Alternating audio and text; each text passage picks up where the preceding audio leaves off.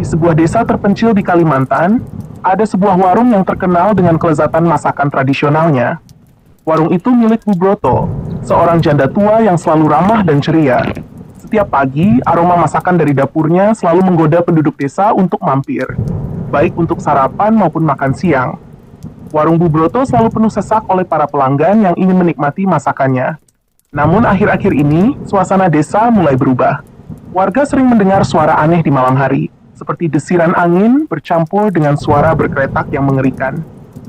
Beberapa ayam milik warga hilang tanpa jejak, dan anehnya, mereka menemukan bulu-bulu ayam yang berserakan di sekitar pohon beringin tua di pinggir desa.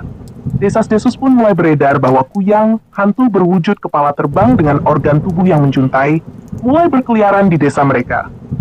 Pak Jono, kepala desa yang terkenal pemberani, memutuskan untuk menyelidiki.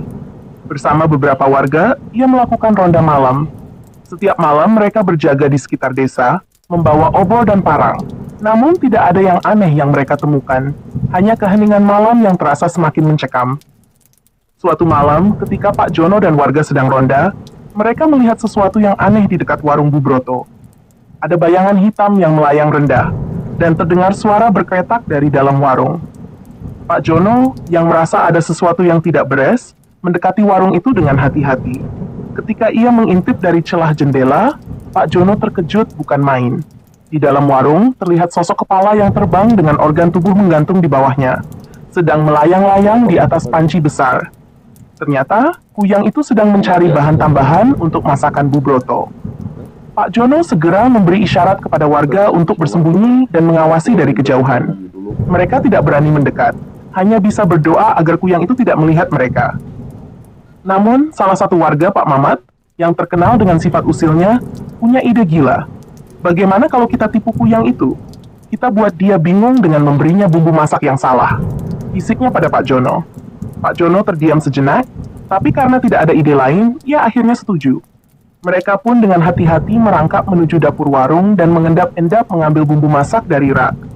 Mereka menggantinya dengan garam, merica, dan cabai dalam jumlah yang sangat banyak. Keesokan harinya, seluruh desa gempar. Warung Bu Broto sepi.